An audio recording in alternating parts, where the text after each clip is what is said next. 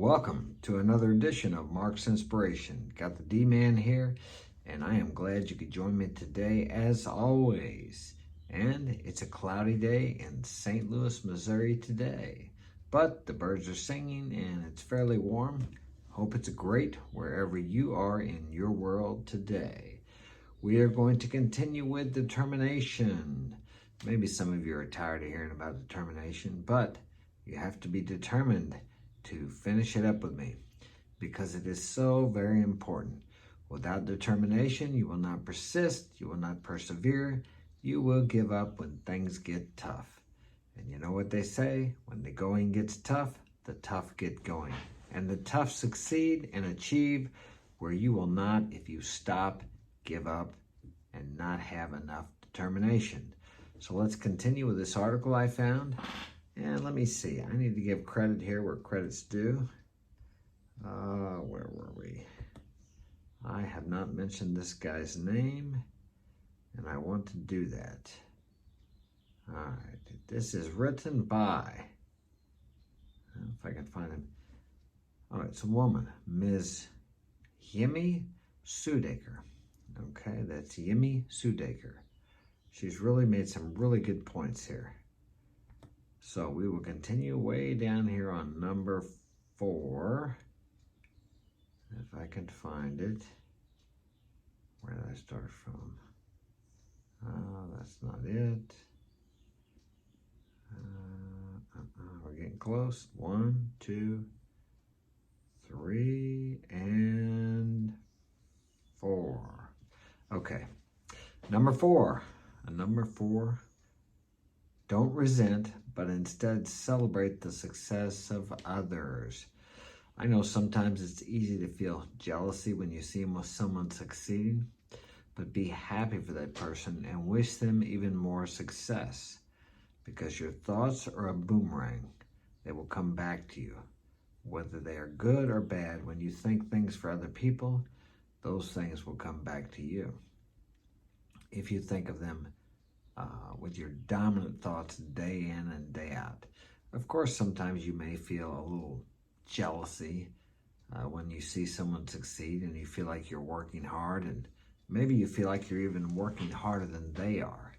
But you don't know what they've gone through and what they've done, so be happy for them.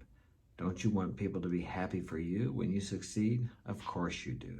So be happy for others when they succeed, when you see their success.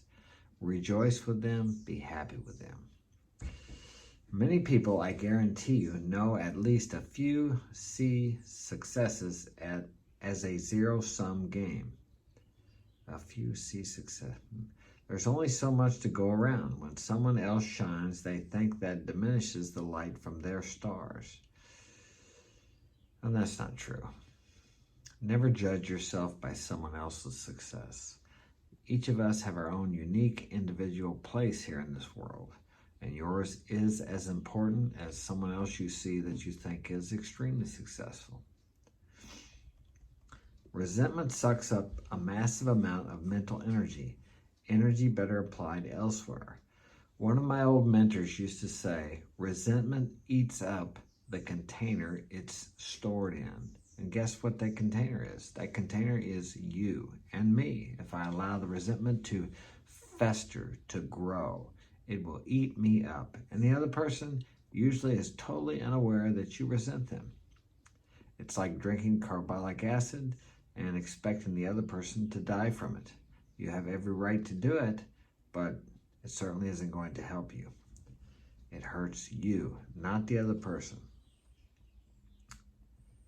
Okay, when a friend does something awesome, that doesn't preclude you from doing something awesome also. In fact, where success is concerned, birds of a feather tend to flock together. Every living thing loves its own kind. Every man is drawn to a man like himself. So draw your successful friends even closer. Don't resent awesomeness. Create and celebrate awesomeness wherever you find it, and in time you will find even more of it in yourself. The world is a reflection of what and who you are. It reflects back to you so you can see yourself. It's very difficult to see yourself in yourself, but you can see yourself in other people. People mirror back to you who and what you are. Something to keep in mind when you see someone you admire.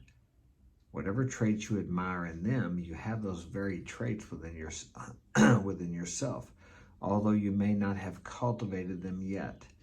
And in contrast to that, when you see someone or hear someone that annoys you, you have that same trait within yourself also. And you need to look within yourself. Take the speck out of your brother's eye before you pick the log out of your own eye. That's a good saying. Spot it, you got it. Okay, even though you may not be expressing it in the moment, you couldn't see it in someone else if you did not have the capacity or you were not doing that very same thing within yourself. Your words have power, especially over you.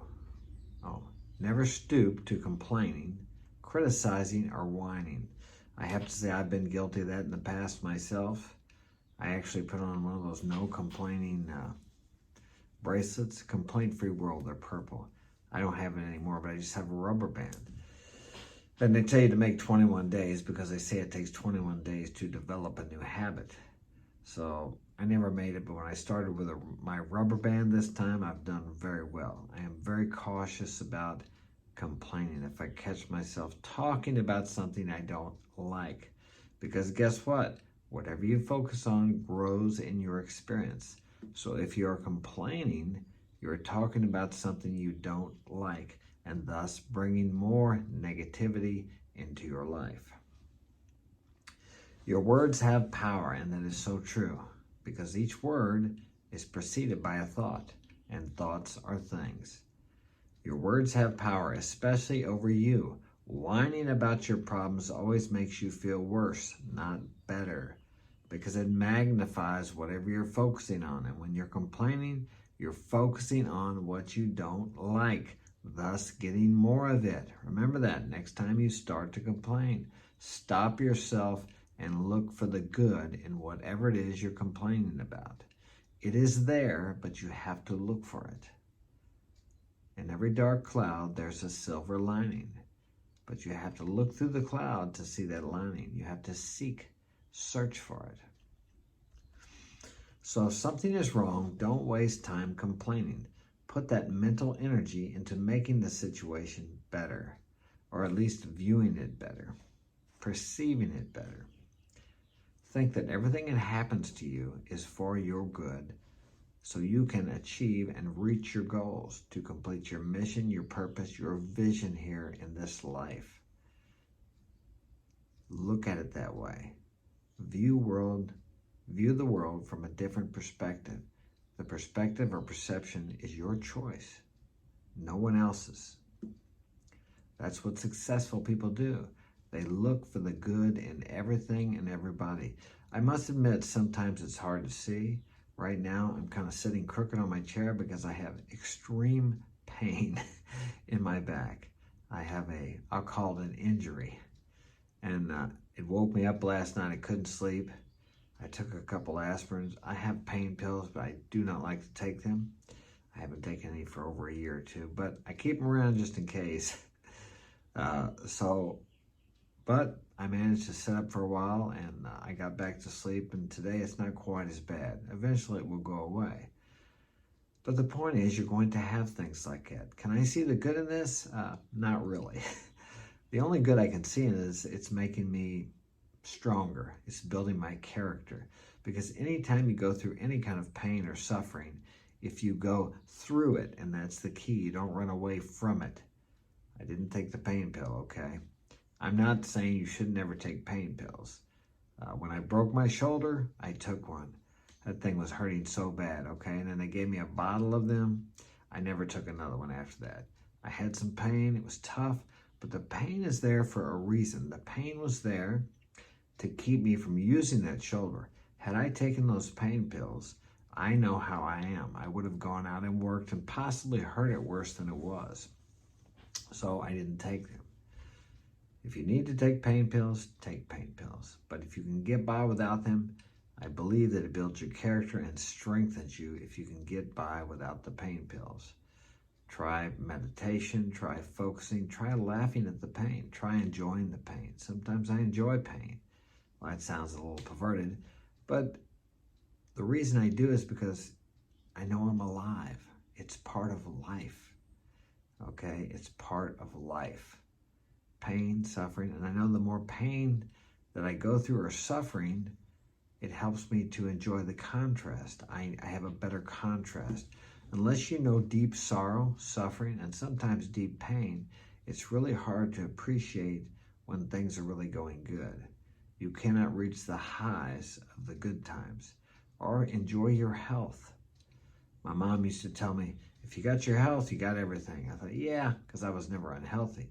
And then I got sick for about a year. I got this reactive arthritis. I ate some bad food or poison, or what do you call it? Food poisoning I got. And I'm telling you what, I couldn't hardly walk. I had to take pain pills just to be able to get up and walk. And ever since then, I've appreciated my health much more. But with this deal that's happened with me now, this strengthens my appreciation of my health, because I'm not able to do exactly everything I want to. And I've always been in good shape. I've taken care of myself. So sometimes there's good in things. You just have to look for it. Everything is a perception. How do you perceive it? Okay, we'll continue. So, we go. So why waste time complaining? Fix it now. Don't talk about what's wrong. Talk about how you'll make things better, even if that conversation is only with yourself. And actually, with some of the most important conversations you will ever have are the ones you have with yourself. Self-talk creates your reality. How does it do that? Your thoughts. Self-talk. That's your thinking going on within your head. You're thinking, you're speaking. Most people are having arguments with someone in their head, and then they wonder why their outer world presents problems, arguments, difficult people to them. That's why. Hey, I've done it myself. I have to constantly watch myself. I'll catch myself having an argument with someone in my head, creating a situation I don't want. And if you do that enough, it will come to pass. It may not be with the person you're arguing with in your head, your mental conversation, your visualization, but it will be with someone. Your thoughts do create your reality. They may not bring exactly back to you what you're thinking about, because we have so many random thoughts. But if you're complaining, arguing with people in your head, bad-mouthing people in your head, being cynical, criticizing, complaining, you will bring back situations to match that in your life. Okay, let's continue. Okay, and do the same with friends or colleagues. Don't just serve as a shoulder they can cry on. Friends don't let friends whine. Friends help friends make their lives better. A long time ago, I used to have friends that told me what I wanted to hear. And if you didn't agree with me or told me what I wanted to hear, I didn't hang around with you. That's not a true friend. A true friend loves you enough to tell you what you need to hear. Now, he doesn't hound you. He doesn't constantly get on you or harass you, but he tells you what you need to hear. He tells you if you're stepping out of line. A true friend will keep you accountable. And we all need accountability, because it's so easy for us to lie to ourselves. We deceive and lie to ourselves all the time. That's why we need other people. Not so much to tell us what to do, but other people, close people that we can speak to and share what's going on within us, and that reflects back to us. Sometimes they don't even have to say a word. We have the answers within us. You have the answers within you, but you need to reflect it off of someone to be able to see that. We're all connected somehow, and we all can help each other somehow. So remember that. No man is an island. And we will stop there today. Thanks for joining me, and I hope this has been of value to you. Smash that like button, subscribe. Have a great day.